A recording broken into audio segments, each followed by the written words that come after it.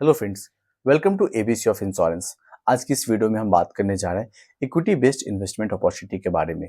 तो जैसा ही word equity हमारे दिमाग में आता है, जो सबसे पहला टर्म स्ट्राइक करता है वो होता है शेयर्स। बट शेयर्स के अलावा भी दो ऐसी कैटेगरीज मार्केट में अवेलेबल है ना, जो पोर्टफोलियो बेस्ड काम करती है और उसका जो इन्वेस्टमेंट होता है ना, वो इक्विटी में जाता है। तो उसमें जो पहला कंपोनेंट है, जो पहला कैटेगरी है, वो है यूनिट लिंक्ड इंश्योरेंस प्लान, मतलब यूलिप। और जो दूसरा है वो है म्यूचुअल फंड।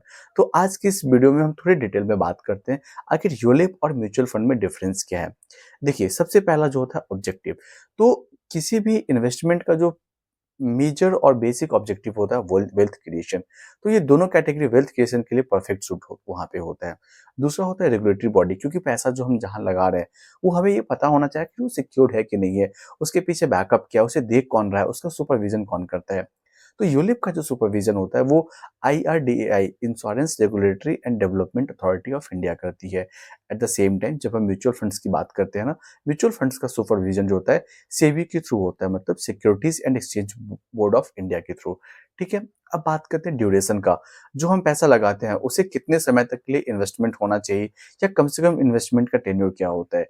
तो जो पहली यूलिप है ना, यूलिप का जो मिनिमम लॉक इन पीरियड होता है, मतलब आपको जो पैसा जो आप पे करते हो उसे कम से कम जो कंपनी के साथ रखना पड़ता है, वो होता है 5 ईयर्स। मतलब 5 ईयर्स के अंदर आप पैसे को विड्रॉ नहीं कर सकते हो। There is a concept of lock in and that is for minimum of 5 years. मतलब 5 साल तक आपका पैसा कंपनी के साथ लॉक्ड रहेगा, ब्लॉक रहेगा, आप उसके अंदर में विड्रॉ नहीं कर सकते हो। At the same time mutual fund free है होता है, उसमें ऐसी कोई भी टाइम बाउंडेशंस नहीं होती है। मतलब आप पैसा कभी भी डाल सकते हो, कभी भी निकाल सकते हो, मतलब long term and short term दोनों पे वो काम करता है। उसके बाद जो नेक्स्ट पॉइंट आता है वो टैक्स बेनिफिट। टैक्स बेनिफिट दो तरीके से होता है। एक होता है जो पहला, जो गवर्नमेंट रूल के हिसाब से एटीसी के लिए हम लोग वहां पे खोजते हैं कि एटीसी में कौन सा बेस्ट हमारे लिए प्रोपोजिशन होगा। तो एटीसी में गवर्नमेंट रूल के हिसाब से 1.5 लाख के, मतलब 1.5 लाख तक जो भी आप इन्वेस्टमेंट करते हो ना, वो आप वहां पे दिखा सकते हो और अपने आप टैक्स में बेनिफिट ले सकते हो। तो यूलिप में करो या म्यूचुअल फंड में करो, आप ये दोनों कैटेगरीज को वहां पे दिखा सकते हो, वहां पे रिफ्लेक्ट कर सकते हो। तो जो म्यूचुअल फंड में होता है उसे हम लोग इक्विटी लिंक्ड सेविंग स्कीम कहते हैं, मतलब ELSS कहते हैं। एट द सेम टाइम इसे तो यूलिप कहते हैं, और वहां पे जो म्यूचुअल फंड का जो एक सेपरेट वो अलग कैटेगरी ही है। मतलब म्यूचुअल फंड दो तरीके का हो गया। एक हो गया जिसमें किसी भी तरीके का टाइम बाउंडेशन नहीं होता, वो पैसा आप कभी भी डाल के कभी भी निकाल सकते हो, बट आप उसे टैक्स एग्जम्पशन में नहीं ले सकते, आप उसे टैक्स वाले में नहीं रिफ्लेक्ट कर सकते हो। अगर म्यूचुअल फंड के थ्रू आपको इन्वेस्ट करना है और उसे टैक्स बेनिफिट में लेना है, तो you have to go for ELSS, equity linked saving scheme. Management expense की अगर हम बात करें तो जो हमारा यूलिप में होता है वो होता है 1.35। एट द सेम टाइम अगर हम म्यूचुअल फंड की बात करें तो हमारा होता है 2.5%। ठीक है। अब बात करते हैं पेमेंट मोड का। तो पेमेंट मोड एज सच किसी में बाउंडेशन होता है। अगर हम यूलिप की बात करें, वहां पे हर तरीके का ऑप्शन अवेलेबल है। Monthly, quarterly, annually, half yearly, मतलब चारों मोड अवेलेबल है। जबकि जब SIP की बात करते हैं, म्यूचुअल फंड्स की बात करते हैं, तो म्यूचुअल फंड से वो सिप टर्म ही मेजर फेमस है, मतलब सिस्टमैटिक इन्वेस्टमेंट प्लान। तो यहाँ पे क्या होता है, लोग लमसम में नहीं जाना प्रेफर करते हैं, मतलब पैसा एक बार में नहीं देना चाहते। वहां पे होता है हम पैसे को पार्ट बाई पार्ट, मतलब छोटे छोटे अमाउंट को करके हम जमा करते हैं। वो सेविंग्स पर्पज के लिए वहां पे होता है। तो वहां पे मेजर जो लोग होता है वहां पे वो SIP फॉर्मेट में जाते हैं, बट अगर कोई चाहे तो वहां पे वो लमसम में भी कर सकता है। ठीक है। अब एक आइडियल इन्वेस्टमेंट पीरियड की बात करते हैं कि उस पैसे को कितने समय तक कम से कम रखना चाहिए। तो यूलिप जो होता है बेसिकली इसको लॉन्ग टर्म के लिए माना जाता है, क्योंकि 5 साल तक तो आप पैसा वहां पे देते ही हो, निकाल सकते हो आप 5वें साल के बाद। लेकिन क्या होता है कि अगर हम 5वें साल में भी पैसा पे किए हैं, अगर छठे साल में निकाल रहे हैं, पहला पैसा तो मेरे साथ 5 साल रहा कंपनी के साथ, तो वहां पे उसे कंपाउंडिंग का बेनिफिट मिलेगा। बट जो पैसा आपने चौथे साल में, आपने 5वें साल में दिया है, वो कंपनी के साथ 1 साल या 2 साल ही रहा है। तो आइडियली वहां पे कंपाउंडिंग का बहुत ज्यादा बेनिफिट नहीं मिलता है। इसलिए यूलिप को एक लॉन्ग टर्म के इन्वेस्टमेंट के लिए माना जाता है, क्योंकि जब यूलिप में आपका 10th ईयर पूरा होता है ना, वहाँ आपको लॉयल्टी एडिशंस भी वहाँ पे करके मिलता है, जो कि म्यूचुअल फंड्स में ऐसा कोई कॉन्सेप्ट नहीं होता है। म्यूचुअल फंड आप long term, mid term, short term, आप वो आपके ऊपर है। म्यूचुअल फंड्स आप किसी भी टेन्योर के लिए कर सकते हो, वो कंप्लीटली वहाँ पे फ्री होता है। अब आता है एक रिस्क पैरामीटर। तो जो मेजरली यूलिप का जो इन्वेस्टमेंट होता है ना, वो कंजर्वेटिव माना जाता है, मतलब वो उतना ज़्यादा रिस्की नहीं होता। वहाँ पे म्यूचुअल फंड के कंपैरेटिवली वो कम रिस्की होता है। एट द सेम टाइम जो म्यूचुअल फंड्स का एक्सपोज़र होता है, वो हाई रिस्क पे होता है। ऐसा इसलिए भी है क्योंकि जब यूलिप के अंडर आप इन्वेस्टमेंट देखोगे, आप किसी भी कंपनी के पास करोगे ना, उसके पास 13, 14, 15 फंड्स होते हैं, जिसे आप इंटरनली मूव कर सकते हो। मतलब लगा कि नहीं चलो ठीक है, कभी मार्केट बहुत वोलेटाइल है, बहुत पीछे जा रही है, उस टाइम पे आप उसके फंड्स को, आपका अगर मिड कैप या स्मॉल कैप है ना, आप उसे वहाँ पे इंटरनली लार्ज कैप में शिफ्ट कर सकते हो। क्योंकि लार्ज कैप कम वोलेटाइल होता है, वहाँ पे क्या होता है, रिस्क एपेटाइट कम होता है, ठीक है? और उसके लिए कोई चार्जेस भी नहीं होता, आपका फंड इंटरनली फंड ट्रांसफर हो जाता है और वहाँ पे आपका फंड्स वहाँ पे वोलेटाइल सिचुएशन में आपका वहाँ पे कम डेविएशन होता है, आपका वहाँ पे सिक्योर्ड होता है।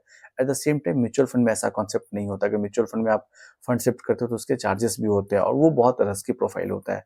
इसलिए म्यूचुअल फंड्स के हिसाब से अगर हम यूलिप को कंपेयर करें तो यूलिप जो होता है थोड़ा कम रिस्की होता है।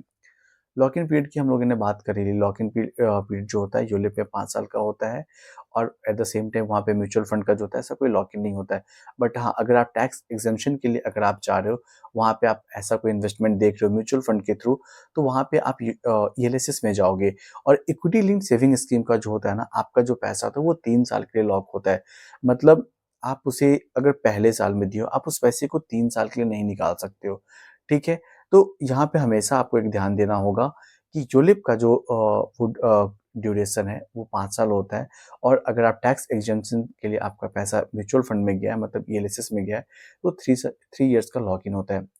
अब देखिए, जो सबसे मेजर, जो सबसे बेसिक चीज़ आती है ना, यहाँ पे बात होती है, वो होती है पोर्टफोलियो।